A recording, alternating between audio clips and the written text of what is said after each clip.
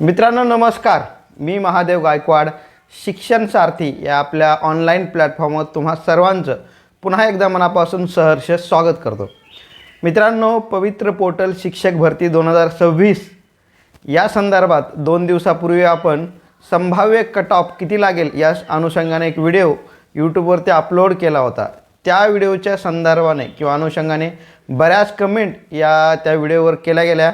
आपल्या उमेदवाराच्या माध्यमातून खूप साऱ्या कमेंट ह्या निगेटिव्ह होत्या की मी काय जो कट ऑफ सांगितला होता संभाव्य कट ऑफ, तो कट ऑफ खूप जास्त आहे असा सूर एकंदरीत त्या सर्व कमेंटच्या माध्यमातून उमेदवारांनी व्यक्त केला होता आणि इतका कट ऑफ लागणार नाही। तर मी त्या व्हिडिओच्या संदर्भानं जो काही 130चा कट ऑफ सांगितला होता, 130च्या आसपास मेरिट लागेल, ते कसं काय लागू शकतं किंवा जी काही आपल्याजवळ उपलब्ध आकडेवारी आहे ती काय सांगते, या सर्वांचा विश्लेषण किंवा तर्क जो काही आपण 130चा अंक सांगितला होता मेरिटचा, म्हणजे 130च्या आसपास, म्हणजे आपण म्हणू शकतो की 125 ते 135 मध्ये कुठेतरी ओपनचं मेरिट लागेल। आपण त्या व्हिडिओमध्ये सांगितलं होतं की जे काही मेरिट असेल ते पहिल्या टप्प्यासाठी, म्हणजे जो काही पहिली यादी लागणार आहे त्यासाठी ते मेरिट असणार आहे आणि ते मेरिट 1ली ते 8वीसाठी सांगितलेलं होतं आपण। आणि ते सर्वात म्हणजे जी काही जिल्हा परिषद आहेत जागा, आणि समजा कोणत्याही एका जिल्हा परिषद सर्वात कमी मेरिट कोणतं असेल तर 130च्या आसपास, त्या अनुषंगाने आजच्या या व्हिडिओच्या माध्यमातून आपण चर्चा करणार आहोत की 130च्या आसपास मेरिट कसं लागेल याचा तर्क आजच्या या व्हिडिओच्या माध्यमातून आपण पाहणार आहोत। त्यामुळे हा व्हिडिओ नक्कीच शेवटपर्यंत पहा। मित्रांनो, एक गोष्ट मी इथं आवर्जून नमूद करू इच्छितो की शिक्षण सारथी या यूट्यूब चॅनलच्या माध्यमातून उमेदवारांना खोटी स्वप्न दाखवणं किंवा दिशाभूल करणं किंवा चांगलं वाटेल असं बोलणं हा हेतू नाही आहे। तर जे काही वास्तव आहे ते उमेदवारासमोर मांडण्याचा प्रयत्न शिक्षण सारथी या यूट्यूब चॅनलच्या माध्यमातून कायमच होत आलेला आहे आणि यानंतरही होईल। तर चला आता आपण वळूया की आपण जो काही 130च्या आसपासचा कट ऑफ सांगितला होता जिल्हा परिषद विदाऊट इंटरव्ह्यूसाठी पहिल्या फेजसाठी ओपनचा, मी जो काही कट ऑफ सांगितला होता या अगोदरच्या व्हिडिओमध्ये, तो ओपनच्या जागेसाठी सांगितला होता की 130च्या आसपास विदाऊट इंटरव्ह्यूच्या जागासाठी मेरिट असेल कोणत्याही एका जिल्हा परिषदेसाठी। समजा ज्या जिल्हा परिषदेचं मेरिट सर्वात कमी लागणार आहे त्या जिल्हा परिषदेसाठी आपण मेरिट 130च्या आसपास सांगितलं होतं। निश्चितच काही जिल्हा परिषदेचं मेरिट खूप जास्त जाणार आहे आणि काही जिल्हा परिषदांचं कमी येणार आहे। मी याआधीही एका व्हिडिओमध्ये सांगितलेलं आहे की MPSC सारखी इथे कोणतीही स्वायत्त संस्था नसल्यामुळे या ठिकाणी सर्व जागा क्लब करून एकत्रित मेरिट लावलं जाणार नाही, तर प्रत्येक जिल्हा परिषदेनुसार मेरिट हे वेगवेगळं असणार आहे। त्यामुळे मी जो काही 130च्या आसपासचा कट ऑफ सांगितला होता तो जी काही जिल्हा परिषद, म्हणजे काही जिल्हा परिषदेत मेरिट खूप कमी येण्याची शक्यता आहे, त्या जिल्हा परिषदेचं मी मेरिट ओपनच्या जागेसाठी सांगितलं, तेही पहिल्या फेजसाठी। साधारणपणे माझ्या अंदाजानुसार सिंधुदुर्ग, रत्नागिरी किंवा गोंदिया, भंडारा, गडचिरोली या जिल्ह्यामध्ये मेरिट सर्वात कमी लागेल जिल्हा परिषदेच्या जागांसाठी। त्या अनुषंगाने मी 130चं मेरिट ओपनचं सांगितलं होतं। त्याच्या तर्कानुसार जर आपण पाहिलं तर मित्रांनो, ज्यावेळेस आपण गुणवत्ता यादी पाहतो टेटची, त्यानुसार 130चा म्हणजे 130 मार्क असणारा उमेदवार जो आहे, शेवटचा उमेदवार, त्याची रँक साधारण 11,300 आहे। 130 गुण असणारा शेवटचा उमेदवार, आणि साधारणतः ओपनला जागा 6,000च्या आसपास आहेत एकूण जागे जर पाहिल्या तर। पण मित्रांनो, एक गोष्ट इथं मी नमूद करू इच्छितो की आपण जर एक गोष्ट, सर्वजण एका गोष्टीचा विचार करत नाहीत की आपण साधारण रत्नागिरी जिल्हा परिषदेचं उदाहरण घेऊया। रत्नागिरी जिल्हा परिषदेत जे काही ओपनच्या जागा दाखवलेल्या आहेत त्यातील माजी सैनिक आणि अंशकालीन या जागा वापरता येणार नाहीत किंवा त्या जागा भरल्या जाणार नाहीत मित्रांनो। त्यामुळे ही परिस्थिती प्रत्येक जिल्ह्यात असणार आहे। जरी आपणास ओपनच्या जागेचा 6,000च्या आसपास आकडा दिसत असेल, परंतु त्यामधील जवळजवळ 15 ते 20% जागा या भरल्या जाणार नाहीत किंवा पहिल्या टप्प्यात भरताच येणार नाहीत। हे कोणीही लक्षात आणून देण्याचा प्रयत्न हे करत नाही। त्यामुळे जो काही आपण कट ऑफ मांडलेला आहे 130ची आसपास, म्हणजे 125 ते 135 मध्ये ओपनचा कमीत कमी मेरिट हे या दरम्यान लागण्याची शक्यता आहे। मग ती जिल्हा परिषद सिंधुदुर्ग असेल किंवा गोंदिया, भंडारा किंवा इतर असेल।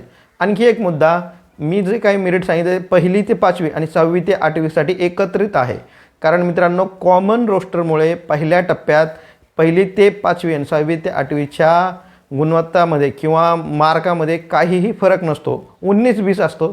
त्यामुळे दोन्हीचंही मेरिट सारखंच लागणार आहे पहिल्या टप्प्यात. निश्चितच ज्यावेळेस कॉमन रोस्टरनुसार वरच्या जागा जातील आणि ज्यावेळेस शिल्लक राहतील इंग्लिश मीडियम असेल किंवा मॅथ सायन्स यांचं मेरिट सेकंड टप्प्यामध्ये कन्वर्ट राऊंडमध्ये निश्चितच कमी येईल. परंतु पहिल्या यादीमध्ये मात्र मेरिटला अत्यंत महत्त्व असतं, गुणवत्तेला खूप महत्त्व असतं. त्यानुसार पहिली यादीत 1ली ते 5वी असेल, 6वी ते 8वी यात अंतर नसणार आहे. त्यामुळेच मित्रांनो जी काही वास्तविक माहिती आहे ती मांडण्याचा प्रयत्न केलेला आहे. साधारणतः जर का आपण माजी सैनिक, अंशकालीन या जागा सोडल्याच्या नंतर साधारणपर्यंत 5000च्या आसपास जागा राहतात ओपनच्या, तर 130चा शेवटचा उमेदवार आहे त्याची रँक जवळजवळ 11300 आहे. त्यामुळे तुम्हीच पाहू शकता की 5000च्या आसपास जागा आहेत, तर 130च्या शेवटच्या उमेदवाराची रँक ही 11300 आहे. त्यामुळे माझा पुन्हा एकदा मी तेच नमूद करू इच्छितो की ओपनचं मेरिट कोणत्याही जिल्हा परिषद, जी जिल्हा परिषद सर्वात कमी लागेल तिचं मेरिट हे 130च्या आसपास म्हणजे 125 ते 135 या दरम्यान लागणार आहे, निश्चितच लागणार आहे मित्रांनो.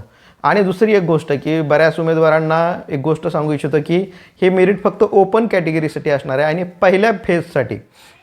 त्यामुळं जे काही हॉरिझॉन्टल आहेत म्हणजेच समांतर आरक्षण आहे त्या ठिकाणी निश्चितच 5, 10, 15 मार्काचाही अंतर म्हणजेच कमी मेरिट लागू शकतं. जसं की अंशकालीनचे उमेदवार मिळणार नाहीत, त्यामुळे त्यांचं मेरिट हे 50, 60, 70 असंही लागू शकतं आहे.